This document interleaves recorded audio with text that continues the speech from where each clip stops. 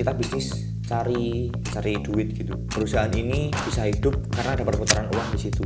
Di beberapa waktu tuh dia nggak bisa menjaga kepercayaan yang kita bangun bersama gitu. Contohnya, tolonglah bro, tanggal sekian harusnya pembayaran ya, payment ya gitu. Akhirnya dia molor. Kan itu mempengaruhi cash perusahaan ya. Jelas. Cash flow ya. Pernah kan ngalamin. Bahkan nggak dibayar ya kan. Nah kan. Oke, Mas Rizky. Halo Mas Rai. Sebenarnya kalau misalnya dikilas balik ya Pak, kita Oke. ini kan pertama kali kenal waktu di rumah masih SMA kan? SMP sih itu. Iya SMA. Waktu itu kita bikin konten bantuin salah satu YouTuber. Oke, yang sekarang jadi boleh nggak? DPR ya. Congratulations, nice. Nah, Keren sih. aku mau nanya ini Pak, aku tuh kepo sama usahamu. Oke. Kalau nggak salah itu ya produknya ya.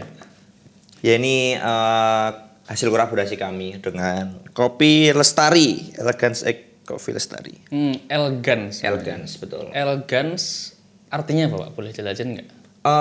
Sesimpel sebenarnya itu nama brand yang tak pikirin secara simpel sih, tapi mikirnya bisa 2 bulan. Jadi setelah aku, ya nanti mungkin kita bisa throwback ke belakang ya. Elegance itu elegan, nah itu artinya apa teman? Ya elegan gitu. Nah, Iya. tak ambil, terus aku ngeliat di Instagram dan di Google ada nggak ya ELGNS itu, ELGNS, oh nggak ada, langsung tak pakai gitu. Nah sesimpel itu sebenarnya gitu. Dan Oke. banyak orang bilang elegan. Oh iya, ini kayaknya yang paling cocok buat brandku sekarang. Gitu. Oke. Simple ya? Sangat simpel. Sangat simpel. Tapi 2 bulan aku mikirin brand ini gitu. Oke, nice. Terus saya nanti aku bakal ulik itu Pak. Oke. Pokoknya sampai pertama berdiri gimana. Nah, Yes. cuman ini malam ini sekarang jam 10 ya, jam 10. Sengaja tak culik nih Pak. Oke.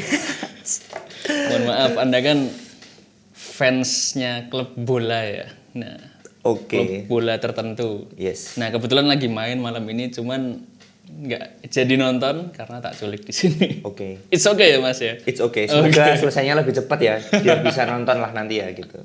Nonton highlight-nya aja Pak. Aku sih penonton highlight aja. Harus full time guys, Oke. biar nggak dibully.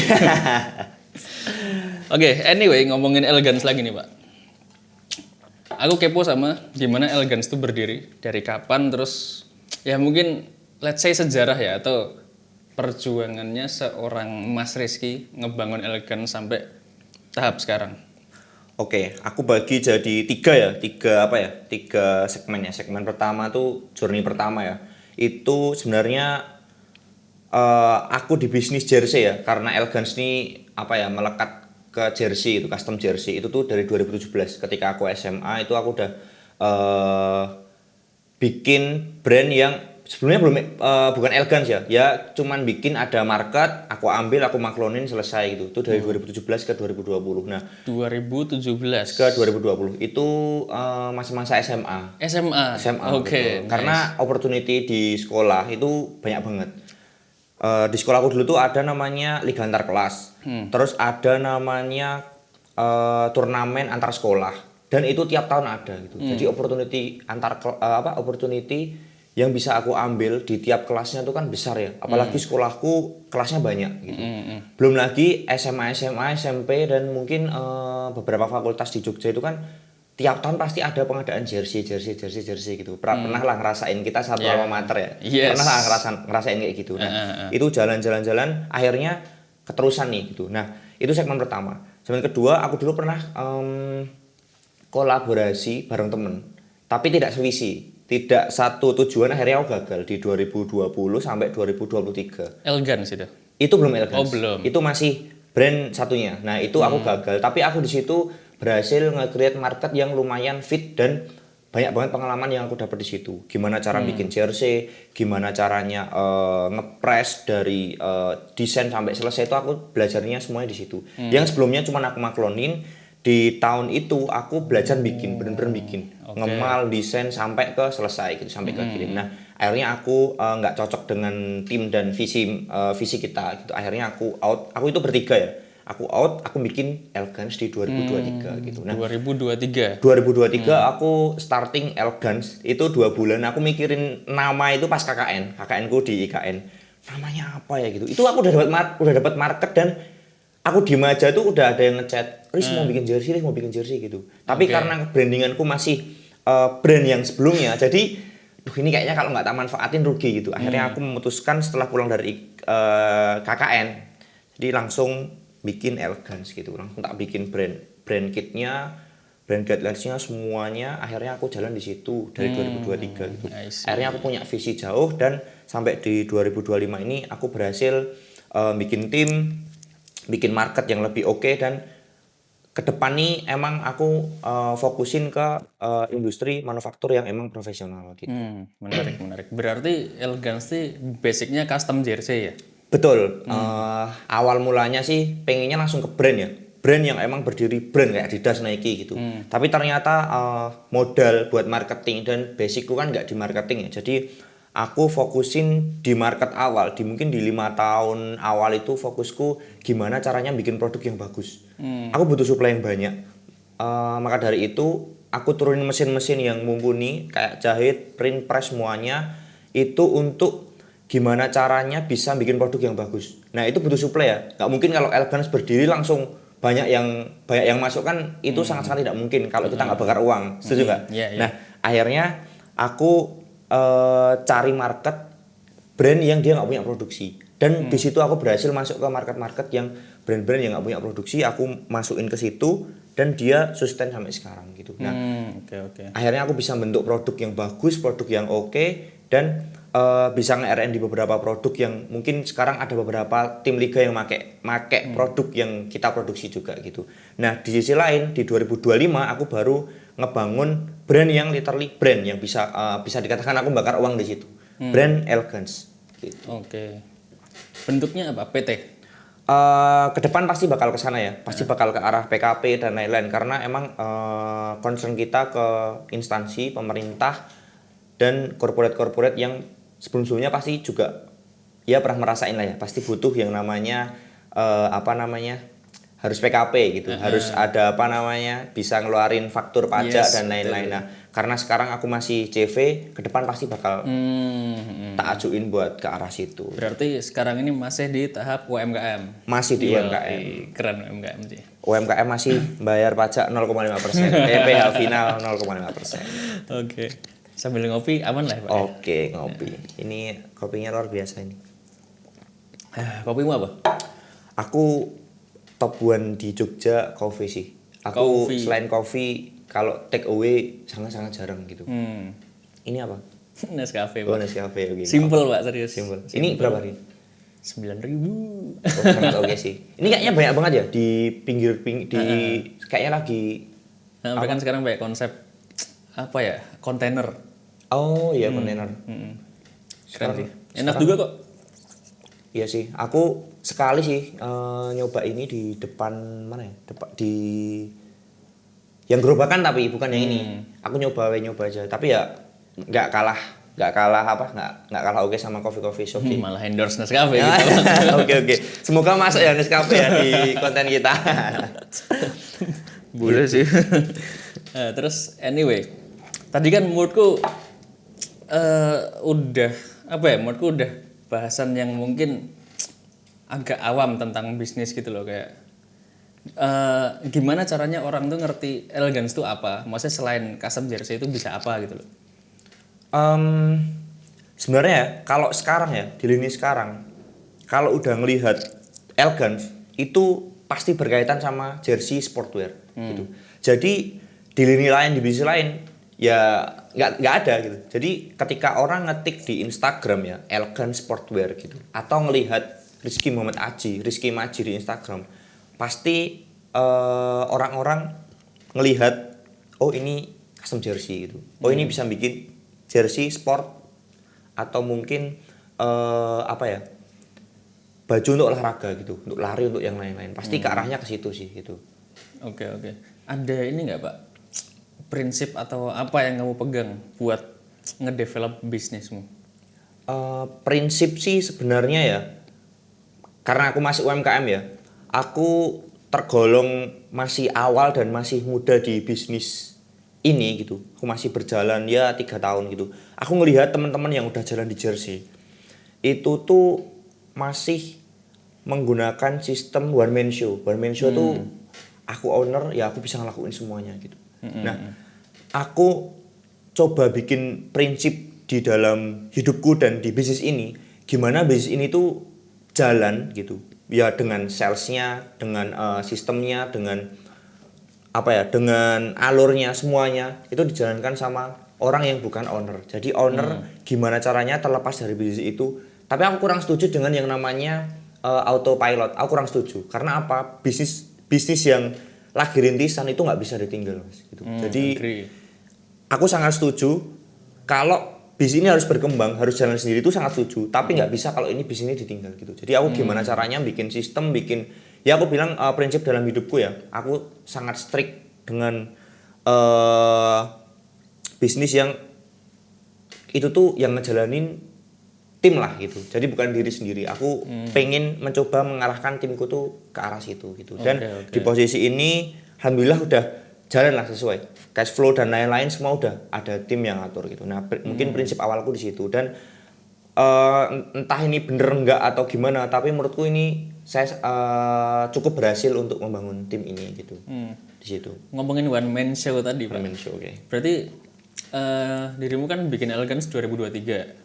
Itu masih one man show berarti? Masih one man show. Itu aku beli kain sendiri, beli apa-apa sendiri. Dari 2017 Mas sampai 2023 justru itu one man showku. Oke. Itu. Terima uang terus semuanya dari awal sampai akhir, dari segi marketing, bikin konten. Halo guys, itu konten yang viral, aku naik Supra bawa kain depan belakang itu lumayan, itu like, viewers, komennya paling banyak itu.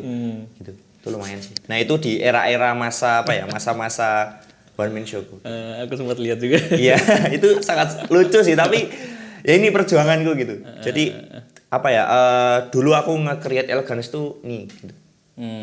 Berarti emang dari awal mutusin buat riset, beli bahan sampai distribusi itu semuanya sendiri. Oke. Dan harus bisa sendiri.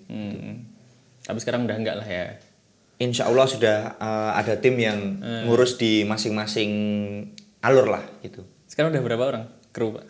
Kru, tim, karyawan? Tim.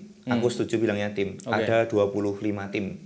25 tim, 3 manajer, 22 staff. Masih ngomongin Elegance ya Pak, jelas lah ya. Jelas Elegance. Nah, Mas kan semua orang pasti punya mimpi ya Pak. Ketika katakanlah dia mau bikin bisnis ini, dia punya impian kayak bisnisnya, oke, aku pengen kayak gini nih. Nah, cuman ketika kita ngomongin realita nih, kan bisa jadi nggak sesuai dengan apa yang diharapkan, apa yang diimpikan gitu kan. Bener. Nah, sempat nggak ngalamin itu? Dulu awal-awal sering. Dan tiap waktu tuh tiap tahun itu hal-hal yang nggak diduga tuh beda-beda gitu. Dulu awal ya masalah-masalah kecil kayak misal deadline gitu. Deadline nyangkut lah atau bablas reject 1-2 gitu. Itu dulu permasalahan yang menjadi concernku gitu. Ini kenapa sih reject 1 pieces 2 pieces gitu. Nah, sekarang semakin kesini hal-hal yang tak terduga lainnya tuh ternyata lebih wow lagi gitu. Dan akhir-akhir ini aku ngerasa wah ini aku kayaknya harus ke psikiater atau psikolog nih ngadepin pertama SDM. Bayangin Mas, 25 orang itu dengan usia dengan beda-beda. Gen Z ada, milenial ada, bahkan atasnya milenial juga ada gitu. Dari usia 20 sampai usia 60-an tuh ada. Itu aku ngadepin itu semua gitu. Terus karyawan. Tim. 60 ada. Ada. Ada. Oke. Terus problemnya tuh sebenarnya ya kalau dibilang itu problem simple, tapi realita di lapangan tuh bener-bener wah kayak gini ternyata gitu. Belum lagi nanti ada yang problem misal kayak pinjam uang gitu. Dulu aku sempat ngalamin juga kayak ini orang yang penting di tim tapi harus kelilit pinjol, kelilit ini. Ya mau nggak mau kan kayak gitu. Hal-hal yang kayak gitu mau nggak mau gitu. Ngadepin orang yang nggak perform gitu. ngadepin klien yang nggak komitmen dengan apa yang dia omongin. Oke. Akhirnya keuangan kita harus mundur, dia nggak bisa bayar tepat waktu dan lain-lain gitu. Semakin kesini tuh aku ngerasa semakin problemnya itu semakin aneh-aneh, dan menurutku ini fase-fase ini aku harus dewasa menghadapi ini semua gitu. Gitu sih. Kalau dulu awal-awal ya masih kecil-kecil, tapi sekarang semakin kesini emang wah, ini puasa gitu. Siapa yang mau bikin jersey gitu? Harus mikirin itu gitu. Dan bulan ini tuh bulan yang Maret ya nih, tanggal 1 Maret. Ini harus benar-benar 2 kali payment. 1 gaji, kedua THR. Dan THR ini Mas, aku udah komitmen gimana caranya aku harus bayar full ke teman-teman semuanya. Jadi ya emang harus tekanan ada di mana-mana kan. Nah, hal-hal kayak gitu yang aku alami sekarang gitu. Gitu sih. Nggak expect tadi ada yang minjem duit. Banyak Mas, serius. Oke. Banyak pun dulu yang awal-awal banyak yang udah tak cut itu bener-bener ya wis itu wis tak cut gitu. Sekarang aku nggak masalah dengan hal-hal itu karena emang buat buat pribadi, kayak misal dia ada yang sakit, keluarganya dan lain-lain gitu. Dan itu kebutuhan pribadi ya emang primer lah gitu, dan emang harus dibantu, itu it's okay, gak masalah. Tapi kalau buat kebutuhan yang yo bayangke uangmu Mas duit Mas buat judol, buat ngeslot ya kan ngerusak ya kan. Ngerusak kan. Iya. Hal seperti itu dulu beberapa pernah ngalamin gitu. Dan banyak problem-problem yang mungkin nggak bisa in frame ya. Gitu. Oke. Nanti itu dibahas off the record. Yes, oke. Terus menurutmu enggak gini. Sekarang kan era digital ya, Pak. Oke. Nah, di custom jersey itu penting nggak buat ngarah ke digitalisasi? Oke. Katakanlah let's say branding, konten dan sebagainya gitu loh. Oke. Atau kita sepakat itu penting lah ya. Oke, itu Oke, penting. penting. Nah, Elegance apakah udah masuk ke arah sana, Pak? Oke. Tadi ke segmen yang ketiga ya tadi yang bilang aku kalau misal 2023 tuh start bikin Elegance ya. Di 2023 sampai 2024 akhir itu aku benar-benar nggak concern Mas soal masalah sosial media. Yang tak bikin sosial media diriku sendiri gitu. Jadi kayak aku lagi nge-packing, aku lagi setrika uap, belajar jahit, ngeprint, ngepres, semuanya itu aku Personal sendiri. branding. Personal branding Oke. sendiri. Tapi dari segi elegan sportwear itu nggak ada. Gitu. Ya cuman ada-adaan aja. Terus pas tak buka, aku udah hampir setahun nih nggak buat Instagram Tapi elegan udah gitu. ada. Udah ada, cuman nggak ada uploadan, nggak ada yang lain-lain karena itu bukan concern utama aku. Gitu. Nah akhirnya di 2025 aku concern dan itu penting gitu. Akhirnya aku bisa ngebentuk market yang awalnya ke sepak bola, sekarang ke market yang performance individual. Running sekarang banyak, pedal sekarang alhamdulillah sekarang malah justru ke ranah ini yang lumayan banyak. Dan kalau dibilang penting itu sekarang sangat penting gitu. Dan ternyata banyak orang lebih mengenal Elegance daripada aku di luar sini ya gitu. Ternyata gitu. Pas aku ngelihat DM-nya Elegance sama WA Elegance, ternyata banyak juga yang nge-DM ya gitu. Dan nggak tahu itu siapa gitu. Ternyata orang pada tahu gitu. Random Elegance. lah ya. Nah, ya itu. Instagramnya Elegance apa, Pak? Ini ya di sini ya, Elegance Sportwear. Oke. Sama Instagrammu nggak? Nanti aja terakhir Instagrammu. Promosi malah. Promo lah pasti. Kan sekarang aku lihat Instagramnya itu udah aktif ya. Ya udah aktif. Nah, ada tim khusus yang handle itu berarti. Ada. Itu mulai kapan? Itu mulai 2025. Itu pertama kali yang handle Jihan namanya. Sendiri 2025 sendiri dari Januari 2025 Januari sampai Agustus. Baru aku nambah tim 12 terus sekarang dia udah ada manajer brandnya sendiri gitu. Oke. Di 2026 ini emang tak concernin gimana sistem sistem aku bilang brand ya itu berjalan sesuai dengan ya inilah alur dan ritmenya brand sendiri gitu, karena aku nggak tahu soal brand itu harus ngapain, marketing harus ngapain, makanya aku bikin tim yang emang concern dan orang yang pegang ini emang benar-benar orang yang paham di dunia itu gitu. Nah, berarti kan tadi sempat ini ya, Pak, dirimu ngebangun yang personal branding. Oke. Walaupun belum fokus ke akun bisnisnya si Elegance itu sendiri. Betul. Nah, pengaruh nggak ketika kamu mau ngidupin Elegance Sportwear? Nah, ketika kamu punya brandinganmu sendiri nih, Oke. Nah, itu pertama. Terus kedua, menurutmu apakah founder atau owner gitu apakah juga harus involve ke Instagram si Elegan Sportwear? Oke. Ini pertanyaan yang sangat-sangat bagus dan banyak orang yang pengen jadi owner tapi nggak pengen aku nih owner ini loh. Pengennya tuh apa ya backstage ya kayak ya udah ini biar bertumbuh sendiri. Aku kurang setuju ya sama hal itu karena aku ngerasa brand yang masuk UMKM itu butuh seorang owner untuk muncul di apa ya di media di permukaan lah istilahnya gitu bahwa oh Rizky itu elegance gitu minimal itu dulu lah gitu. Nah sinkronisasi antara elegance dengan Rizky Maji di Instagram itu sangat-sangat penting gitu dan sangat-sangat mempengaruhi perkembangan bisnis elegance ini sendiri. Banyak yang mengikuti aku mungkin dari SMP mungkin dari orang yang nggak kenal tuh pada DM aku, Mas gimana sih cara bikin jersey atau sesimpel Mas aku mau bikin jersey di Elegance itu pada banyak juga yang masuk ke DM ku gitu entah itu temanku entah nggak kenal entah siapapun all random itu masuk ke Instagramku dulu jadi kan sangat mempengaruhi apa ya bisnis Elegance ini sendiri kan gitu jadi mulai dari punya aku tak arahin ke Elegance jadi jadilah sales di Elegance gitu jadi kedua apa ya entitas ini tuh sangat-sangat penting gitu karena emang apa ya ya brand itu berjalan visinya atau mungkin tujuannya itu sejalan dengan arah siapa ownernya gitu menurut gue gitu Oke. Berarti emang personal branding itu sepenting itu lah ya. sepenting itu Oke. Elegance tuh open collaboration nggak Pak? Ya meskipun kita kan sebenarnya udah kolaborasi ya. sangat-sangat open gitu mungkin pertanyaan mungkin lebih dispesifikkan lebih gini ya open kolaborasi buat siapa aja dan apa aja itu ya mungkin ya Oke.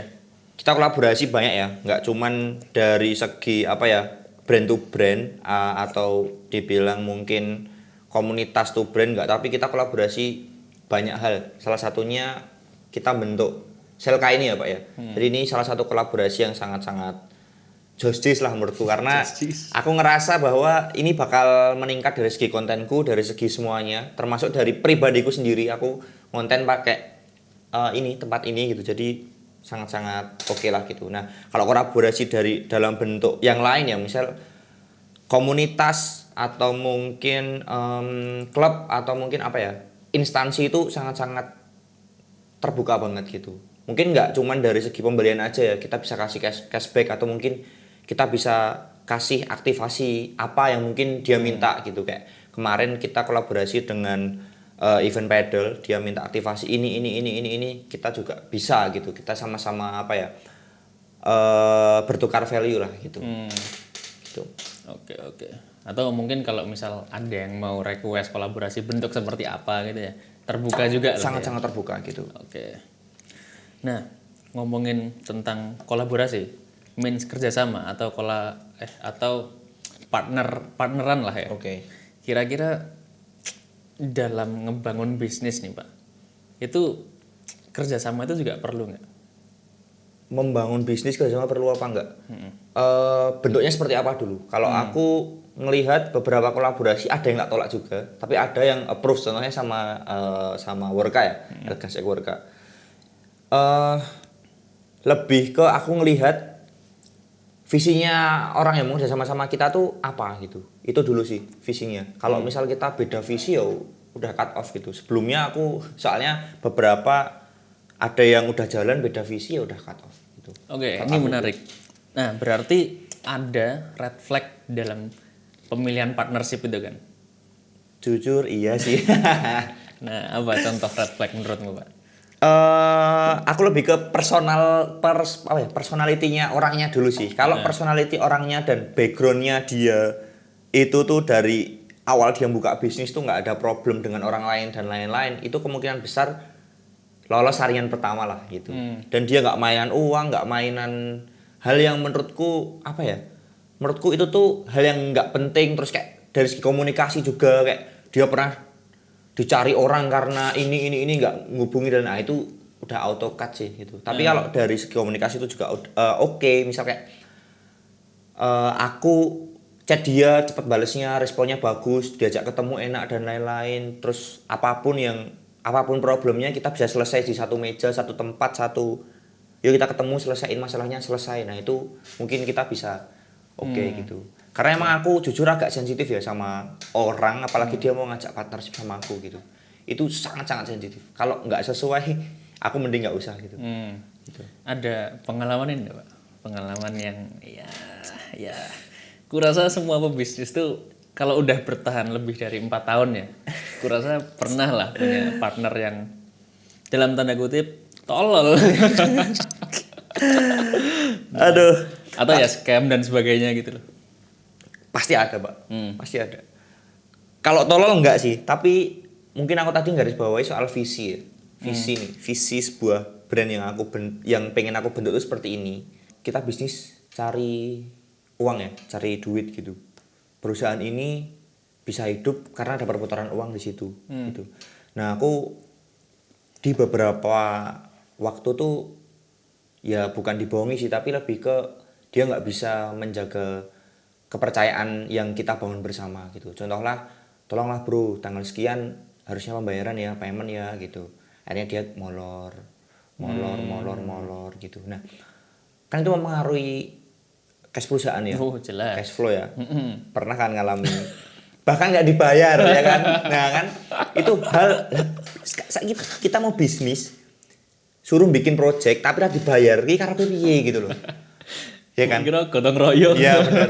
Ini cocok buat klip awal ini, yang di klip awal itu lah, ya kan. Itu apa ya? Menurutku aku bakal kurasi sih orang-orang atau mungkin brand yang kayak gitu. Nanti bakal dengan sendirinya bakal tersisih mungkin di sistem partnershipku gitu. Tapi orang yang punya komitmen yang kuat untuk ya aku bayar tanggal segini ya segini gitu. Itu aku bakal mempertahankan dia, bahkan aku udah mempersiapkan sesuatu nih apa ya, aku tiap lebaran tuh ngasih sesuatu nih gitu, kasih apa ya, reward gitu buat orang-orang kayak gitu. Nah ini aku udah siapkan reward yang oh ini oke nih orangnya nih, aku bakal kasih gitu. Nah aku beberapa kena kayak gitu juga gitu, tapi ya udah karena ini bisnis gitu, kita berurusan dengan orang banyak, dengan klien yang nggak tahu latar belakangnya, nggak tahu problem dan permasalahannya, jadi ya oke aja gitu. Pasti awal-awal kita menggebu-gebu kan, wah project ini oke, uangnya banyak, tes bahasan ramu dikerjake, waduh rada dibayar piye gitu, mundur dicicil dan lain-lain, kan beda ya. Akhirnya kita ngerjain sesuatu jadi kayak males gitu, ngerjain punya dia maksudnya gitu, males karena nggak dibayar, lama bayarnya, ininya panjang, nggak sesuai sama kesepakatan. Nah gitu, mungkin itu sih. Oke Mas Rizky, misal nih, berarti dirimu belum pernah kerja kantoran gitu ya? Atau kerja, let's say di luar usahamu ini? Secara fisik dan secara formal aku belum pernah. Jadi aku dari kuliah, SMA kuliah, kita satu alma mater ya Mas ya, cuman beda dempetan. Iya. Visipol pertanian dempetan bro. Nah, aku setelah lulus itu sama sekali nggak kerja formal. Pertama itu. Tapi aku pernah ngerasain magang di tempat formal, di BUMN, di Perhutani di Jakarta. Oh iya? Gitu. Aku pernah ngerasain selama 4 bulan gitu. Gitu. Jadi aku ngerasa kok kerja kayak gini gitu. Oke mungkin dari segi salary, dari segi bonus, dari segi apa ya? Tunjangan dan lain-lain mungkin gede ya. Tapi kalau aku nggak nyaman ya gimana gitu. Aku ternyata nggak nyaman dengan flow yang diterapkan oleh perusahaan terhadap aku ya gitu. Mungkin kalau teman-teman yang lain mungkin seneng dengan flow yang kayak gitu, langsung dapat ini gitu. Aku ternyata kurang seneng gitu, kurang suka gitu. Masih liar lah ya. Yes. Masih wild. Misal gini Pak, mahasiswa, Oke. lulus terus dia mau bikin bisnis gitu loh. Oke. Misal kamu di tahap sekarang Pak, itu mending nyarankan dia, atau kalau misal katakanlah dia nanya ke dirimu, better kerja dulu atau langsung mulai bisnis dulu? Oke. Aku bakal tanya pertama, dia punya background bisnis atau pernah nge-create bisnis dulu nggak sebelumnya gitu. Kalau dia belum, better kerja dulu. Karena apa? Bisnis itu nggak semudah itu men. Gitu. Kita harus dapat market dulu. Itu yang paling susah.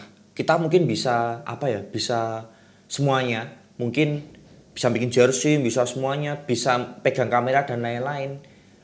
Tapi kita nggak punya market tuh ya sama dengan bohong gitu. Kecuali dia sebelumnya di pas kuliahan dia pegang mungkin pas di BEM atau apa dia mungkin contohlah kayak Mas Rea misal pegang di media atau di acara gitu. Kalau acara mungkin dia bisa bikin IO gitu. Atau mungkin pas itu bisa pernah magang di IO atau pernah magang di yang serupa lah. Nah itu it's okay gitu. Dia udah punya portof, udah punya relasi, walaupun nggak banyak it's okay dia bikin bisnis. Tapi kalau belum, aku saranin kerja dulu, cari relasi sebanyak-banyaknya. Setelah itu oke baru lanjut gitu. Karena keputusan buat kerja nggak kerja itu gambling banget. Nanti ketika dia pengen bisnis nih, pengen bisnisan, pasti dia ketrigger sama teman-temannya yang tiba-tiba kerja di BUMN, jadi PNS, jadi yang lain-lain gitu. Pasti ketrigger dan bisnisnya akhirnya nggak maksimal, terus tutup, mau fokus ngejar ini nggak maksimal juga. Jadi sama-sama nggak maksimal. Padahal kerja BUMN, instansi pemerintah itu susah masuknya gitu. Kecuali ada orang dalam. Nah itu beda ya, beda ya. Itu. Atau paman. Yes, betul. Atau nggak usah. Iya, oke, nggak usah. Lanjut. Gitu. Mahasiswa yang sama nanya nih, udah dapat jawaban itu terus apa yang harus kulakukan nih Mas? Kemana Kalau dulu? misal dia mau bikin brand atau bisnis. Oke, aku menjawab dua ya. Kalau dia kerja kantor nih, ada temanku yang kerja kantor. Dia kerja kantor dan 9 to 5 Senin sampai Jumat. Tapi dia punya brand besar. Dia brandnya aku nggak mau sebutin, tapi domisilinya di Riau. Dia jalan. Oh, oke. Dia after office kerja. Weekend dia kerja. Gitu. Jadi dia punya brand jersey. Lumayan besar dan di Riau sana sangat menguasai pasar di sana gitu. Tapi dia kerja. Itu oke lah. Dua hal yang beda tapi dia jalanin jadi satu tuh masih oke banget. Tapi kalau mau fokus ke brand yang emang bener-bener brand, tadi apa yang mau saranku ya, 100% totally fokus ke sini. Jangan nengok kanan kiri depan belakang. Walaupun temenmu besok bakal kerja di Jakarta dan lain-lain itu jangan ditengok. Pokoknya fokus di sini, fokus cari relasi, fokus sama tujuannya. Contohnya misal mau bikin brand sepatu misal, susah dong kita bisa ibaratnya mayok ke sepatu gitu, kayak orang mau beli sepatu brand kita kan susah. Berarti gimana caranya kita sell satu dulu gitu. Coba gimana caranya fokus ke bisnis itu dulu. Nah, kalau itu udah works, udah kita menghasilkan dikit, nanti baru kembangin ke tim, ke yang lain-lain gitu. Menurutku kayak gitu. Business ownership nih Pak. Oke. Lebih penting skill, network, atau mental? Skill, network, atau mental. Semuanya penting, tapi kalau aku bilang paling penting di usia aku sekarang tuh lebih ke mental dulu pertama. Mental Kenapa dulu? Banyak teman-temanku yang banyak teman-temanku yang sharing sama aku. Terus aku tuh pengen bisnis A, pengen bisnis B, C, D, E gitu. Harus mulai dari mana gitu. Aku udah punya ini planning A, B, C, D, E, F, G, tapi bingung cara jalannya mulai dari mana dan lain-lain. Nah, itu dia bisa ngejalanin itu karena mental. Pertama itu. Dia ya kita tahu sendiri lah ya kalau mental tuh nggak bisa digambarin secara ini kan nggak bisa. Tapi dia berani buat melakukan sesuatu, berani mengambil resiko itu. Nah, ya itu aku sebut mental gitu. Nah, nggak banyak orang yang berani untuk langsung to the point, aku mau kesini, fokus kesini dan lain-lain dan nggak lihat yang lain-lain. Nah itu mental. Terus yang kedua network dulu baru skill. Ini sesuai dengan apa yang aku lakukan di jersey sebelumnya. Kenapa network dulu? Aku bisa dapat brand yang dia produksi di tempatku itu nggak mudah dan butuh waktu yang cukup lama. Kalau cara bikin jersey itu kan lebih ke skill ya. Itu mungkin 2 hari aku pelajari bisa. Gitu. Okay. Tapi network aku bisa kenal orang A, B, C, D, E dan aku bisa menjelajah sana sini tuh butuh waktu yang cukup panjang. Jadi network dulu, baru yang ketiga skill gitu. Gitu. Berarti misal belajar bikin jersey 2 hari bisa, Apa aku beralih ke sana aja, Pak? Jangan dong, nanti pasarnya kamu minta semua. Nambah kompetitor. Kita kan manusia ya, namanya manusia itu bertumbuh. Yes, Apalagi pebisnis. yes. Mental dulu dengan mental sekarang bisa jadi beda kan. Oke. Nah, aku mau nanya, apa definisi sukses menurutmu sekarang dibandingkan dulu waktu awal bikin bisnis? Oke, sukses sesuai dengan pendapatku ya. Sukses itu freedom plus kemandirian. Jadi ketika orang itu dikatakan sukses, dia freedom dari segalanya. Dia bisa ngatur waktunya, dia bisa ngapain aja sesuai dengan kemampuannya, nggak ada yang ngatur, nggak ada yang apa ya, ya nggak ada yang membatasi dia buat gerak kemanapun. Plus kemandirian dalam arti dia bisa hidup sendiri. Kalau dia punya keluarga, dia bisa menghidupi keluarganya, dia bisa kemanapun bersama keluarganya sendiri. Nah, itu definisi sukses menurutku. Freedom dan kemandirian. Yes. Oke, Mas Rizky, udah sejam nih Pak kayaknya. Iya. Hampir sejam. Hampir sejam. Nah, nggak kerasa cepet banget. Dan aku jujur, menurutku insightful dari praktisi bisnis yang benar-benar udah settle ya. Insya Allah. Ya mungkin kalau dibilang settle mungkin terlalu jauh kali Pak ya. Mungkin yang udah sustain lah. Nah, Oke. misal settle kan ya kita punya definisi settle masing-masing lah ya. Yes, betul. Nah, thank you banget udah mau ngisi di sini. Lampunya sampai mati.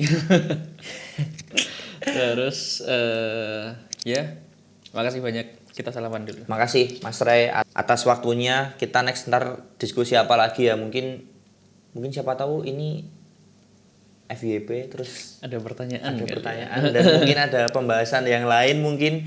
Ini kita sama-sama perintis bisnis ya. Jadi Perintis. siapa tahu ada pertanyaan lain atau mungkin mau kolaborasi bareng atau mau pakai studio ini ya.